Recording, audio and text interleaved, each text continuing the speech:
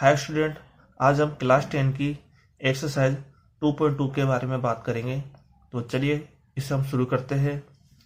तो हमें क्या कह रहा है, find the zeros of the following quadratic polynomial and verify the relationship between the zeros and the coefficients. मतलब जो हमारे पास क्वाड्रेटिक इक्वेशन है उनकी हमें क्या करनी पड़ेगी, इनके हमें जीरोस को फाइंड करना पड़ेगा, जिसे हम हिंदी में क्या बोलते हैं, शून्यक। शून्यक भी हम इसे बोलते हैं। तो उसे हमें क्या करना पड़ेगा, फाइंड करना पड़ेगा। और उसको हमें क्या करना पड़ेगा, जो हमारे पास पॉलिनोमियल के कोफिशिएंट है उनसे हमें क्या करना पड़ेगा, उनके बीच में रिलेशन बताना पड़ेगा। तो चलिए हम सभी को एक एक करके देखते हैं ये हमें क्या कह रहा है। तो हमारा फर्स्ट क्वेश्चन है x² माइनस 2x माइनस 8। तो ये हमारे पास एक पॉलिनोमियल है, तो हम पहले इसी से शुरू करते हैं। तो हमारा फर्स्ट क्वेश्चन है x² माइनस का 2x माइनस का 8। ये अभी हमारे पास क्या है, पॉलिनोमियल है, जिसे मैंने किससे डिनोट किया है, px से। ठीक है। और जब हम इसे क्वेश्चन बनाएंगे तो उसे हमें क्या करना पड़ेगा, इस जो पॉलिनोमियल है इसे हमें क्या करना पड़ेगा, जीरो के इक्वल करना पड़ेगा। तो देखिए मैं क्या करता हूं, x² माइनस का 2x माइनस का 8 इक्वल टू जीरोज। तो हमारे पास ये सेकंड स्टेप में मैंने क्या किया, इसे जीरो के इक्वल कर दिया। जीरो के इक्वल क्यों किया, क्योंकि जीरो के इक्वल करने से ही हमें क्या मिलेगा, इनके जीरोस मिलेंगे क्वाड्रेटिक इक्वेशन के। तो अब हमें क्या करना है, इसके जीरोस को फाइंड करना है। तो चलिए हम इसे फाइंड करते हैं। अब जो हमारे पास जो x² है माइनस का 2x माइनस का 8 इक्वल टू 0 है, अब हमें क्या करना पड़ेगा, इसका फैक्टर को बांटना पड़ेगा। देखिए मैं क्या करता हूँ, ये हमारे पास जो -8 है उसे मैं कैसे लिख सकता हूँ। अब देखो जो हमारे पास जो कॉन्स्टेंट टर्म है 8 है, और x² की टर्म कितनी है, उसका कोफिशिएंट कितना है, x² का 1 है। इन दोनों को मैंने क्या किया, मल्टीप्लाई किया, 8 को और 1 को। -8 को नहीं किया मैंने, केवल 8 को लिया है, मैंने माइनस को छोड़ दिया, केवल 8 को लिखा है और 8 को लिया है, और x² का जो गुणांक है 1 है उसको लिया मैंने। जब 8 को और 1 से मैं मल्टीप्लाई करूंगा तो मेरे पास कितना आएगा, 8 ही आएगा। अब मैं 8 को क्या करूं कि 8 के ऐसे कौन कौन से फैक्टर हो सकते हैं जिनका मल्टीपल करने पर 8 आए, है ना। और क्या करेंगे कि उनका जो हमारे पास जो फैक्टर होंगे 8 के, उनको जब मैं सम करूँ या माइनस करूँ तो जो उनको उनका जो वैल्यू आएगी वो -2 के इक्वल आनी चाहिए। देखिए 8 ऐसे लिखते हैं ना, 8 है, इसके जो फैक्टर होंगे वो क्या होंगे, बहुत सारे हो सकते हैं। जो एक तो ये होगा, देखो 4 और 2, ये दो इसके फैक्टर होंगे 8 के। अब देखो मैं ऐसा क्या करूँ कि इन दोनों का सम करो या माइनस करने से जो भी है मुझे क्या मिल जाए, -2 मिल जाए। वो कैसे मिलेगा मेरे को, कि जब मैं -4 को और 2 को आपस में जोड़ूंगा तो इनसे हमें क्या मिलेगा, क्योंकि एक जगह तो मैंने माइनस कर रखा है और एक जगह मैंने 2 का कर रखा है। तो मैंने जो भी किया है, चाहे मैंने से आप चाहे से बोल सकते हो कि मैंने माइनस करके जोड़ा है, -4 में मैंने 2 को जोड़ा है। जब -4 में मैं 2 को जोड़ूंगा तो मेरे पास कितना आएगा, -2 आएगा। ठीक है ना, -2 ही आएगा हमारे पास। तो देखिए अब मैं इसी को क्या करूंगा, मैं इसको यूज करूंगा इसी इक्वेशन में।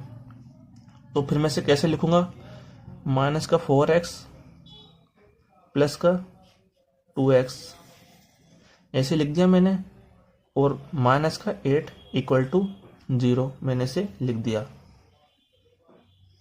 अब मैं क्या करूंगा, देखिए जो हमारे पास जो फर्स्ट और सेकंड टर्म है उसमें क्या क्या कॉमन है, केवल x ही कॉमन है। तो इनमें से क्या करूंगा, मैं कॉमन x को ले लूंगा। तो मेरे पास क्या बचा, x माइनस 4। और सेकंड जो थर्ड टर्म है, फोर्थ टर्म है, उसमें क्या क्या कॉमन है, उसमें देखो जो है 2 है और 2 का मल्टीप्लायर है कौन है, वो 8 है जो फोर्थ टर्म है। तो मैं क्या करूंगा, यहाँ से 2 को कॉमन ले लूंगा। जैसे मैंने 2 को कॉमन लिया तो मेरे पास क्या आया, x माइनस 4 इक्वल टू 0 आया। अब देखिए यहाँ से क्या क्या कॉमन आ रहा है, केवल x माइनस 4 ही कॉमन आ रहा है। मैंने इसे ऐसे लिख दिया x माइनस 4 और x प्लस 2 इक्वल टू 0। तो इस पोलिनोमियल के हमारे पास जो क्वाड्रेटिक पोलिनोमियल है, इसके हमारे पास क्या आ गए, 2 फैक्टर आ गए। इस 2 फैक्टर की जो वैल्यू है वो कितनी है, देखिए जो इनके जो जीरोज है या शून्य के, वो कैसे निकाल लेंगे अपन। अब देखो इन दोनों में से एक एक को करके मैं क्या करूंगा, 0 के इक्वल करूंगा। तो मैंने x माइनस 4 को 0 के इक्वल किया तो मेरे पास कितना आया, x इक्वल टू 4 आया, ठीक है। और x प्लस 2 को जब मैं 0 के इक्वल किया तो मेरे पास कितना आया, x इक्वल टू माइनस का 2। तो हमारे पास 2 वैल्यू आ गई x की, एक तो 4 आ गई, एक माइनस का 2 आ गया। अब ये दोनों हमारे पास क्या है, जीरोज है, ठीक है। इन जीरोज को मैं मान लेता हूँ कि जो जो 4 है, जो हमारे पास फर्स्ट 0 है, उसको मैंने क्या किया, एल्फा के इक्वल कर लिया। देखो मैंने मान लिया कि जो ये शून्य के जो जीरोज है, उसे मैंने मान लिया कि इसकी वैल्यू मैंने एल्फा के इक्वल मान लिया। इसको मैंने नाम दे दिया कि ये एल्फा है, एल्फा इक्वल टू 4 है।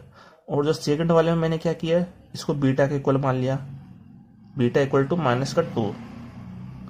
ऐसा क्यों कर रहा हूं मैं, ताकि मुझे क्या करना है, जीरोस एंड जो हमारे पास जो कोफिशिएंट है पोलिनोमियल के, उनके मध्य मेरे को क्या बता सकूं, उन्हें मैं रिलेशन बता सकूं।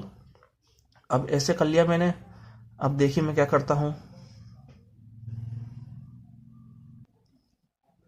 अब देखिए मैं आगे क्या करता हूं।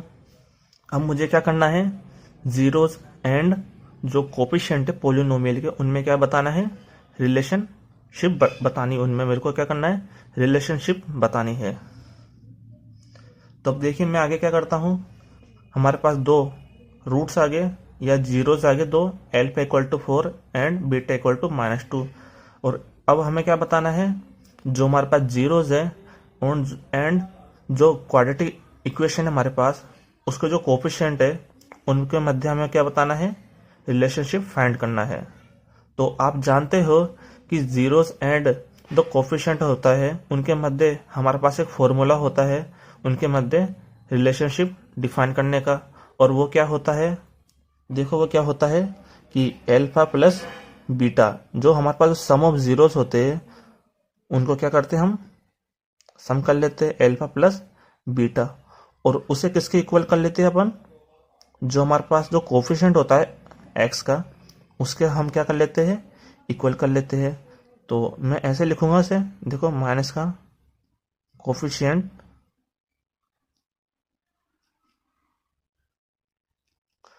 Coefficient of x upon coefficient of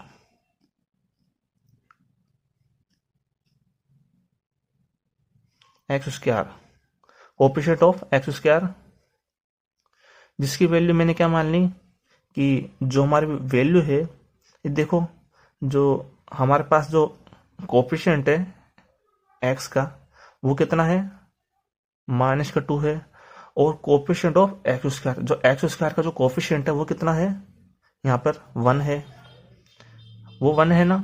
तो देखिए मैं आगे क्या करता हूँ, तो आप जानते हैं कि जो फॉर्मूला होता है वो किसके इक्वल होता है, यदि हमारे पास जो हमारे पास अगर जो जनरल फॉर्म होती है जो क्वाड्रेटिक पोलिनोमियल की, तो उसी के अनुसार मैं यहाँ पे क्या मान लेता हूँ कि जो कोफिशिएंट होता है वो उस पोलिनोमियल का, तो उसकी जो एक्स का जो कोफिशिएंट है वो कितना मान लेते हैं अपन, B upon coefficient of X square, वो कितना होता है, ए।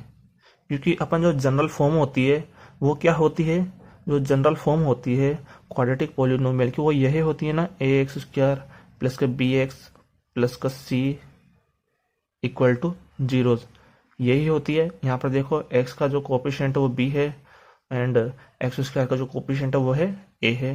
तो उसी को मैंने क्या लिख दिया, b/a, और बाहर माइनस का चिन्ह तो है ही, तो इसी को हमें क्या करना पड़ेगा, अब यूज करना पड़ेगा। क्यों यूज कर रहे हैं अपन, क्योंकि अपन जीरोस एंड जो कोफिशिएंट है उनमें क्या बता रहे हैं, रिलेशनशिप बता रहे हैं। तो अब देखो, जब हमें दो जो हमारे पास जो जीरोज है उनका क्या करना पड़ेगा, मेरे को सम करना पड़ेगा। तो इनका सम करूंगा तो मेरे पास कितना आएगा, एल्फा प्लस बीटा। ये मैं क्या लिखता हूँ, 4 माइनस का 2 इक्वल टू, अब देखो कोफिशिएंट ऑफ एक्स, तो मेरे पास बाहर माइनस का चिन्ह तो है ही। अब देखो कोफिशिएंट ऑफ एक्स, एक्स का कोफिशिएंट क्या है, एक्स का कोफिशिएंट माइनस का 2 है यहाँ पे।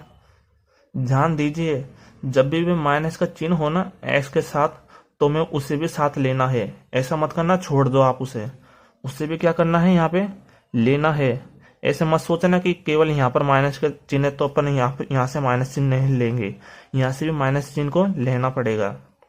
तो वह कितना आ जाएगा यहाँ पे, माइनस का 2 upon coefficient of X square का। तो एक्स स्क्वायर का कोफिशिएंट कितना है, यहाँ पे 1 है,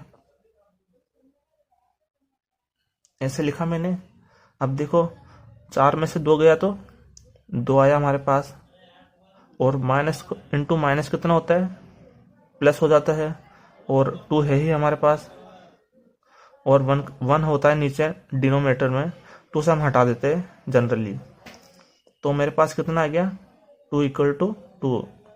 तो हमारे पास जो फर्स्ट है उसको हमने क्या कर दिया, रिलेशनशिप बता दिया zeros and coefficient of polynomial में।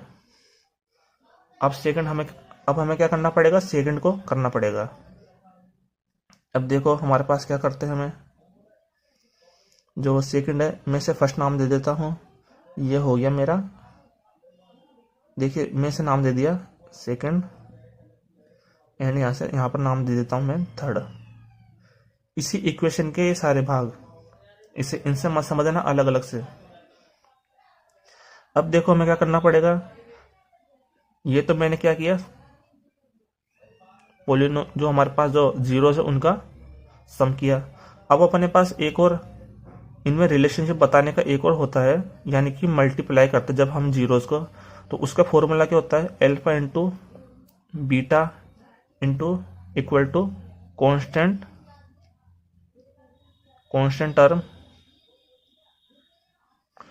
टर्म होती है upon coefficient of X square. यही होता है ना हमारे पास, और ये कितना होता है, तो देखिए यहाँ पर कांस्टेंट टर्म क्या होती है, जो जनरल फॉर्म होती है द्विघात समीकरण की या क्वाड्रेटिक इक्वेशन की, उसमें क्या होता है, यहाँ पर कांस्टेंट टर्म c होता है, और नीचे कोफिशिएंट कितना होता है एक्स स्क्वायर का, वो है ही a। ठीक है, अब इसे करेंगे अपन, तो देखिए एल्फा इंटू बीटा करेंगे तो कितना आएगा, एल्फा का वैल्यू कितनी 4 है, बीटा की वैल्यू कितनी है -2 है। जब 4 को मल्टीप्लाई करूंगा -2 से, तो मेरे पास कितना आएगा, माइनस का 8 आएगा, इक्वल टू, और सी कितना है मेरे पास, -8 है। ठीक है, पूरा वैल्यू लेनी, केवल 8 नहीं लेना, पूरा का वैल्यू लेनी है अपन को, -8 है तो 8 माइनस का 8 ही लेना है। तो यहां से आ गया -8 अपॉन ए की वैल्यू आपको पता है कि 1 है, तो यहां से कितना आ गया हमारे पास, -8 इक्वल टू -8।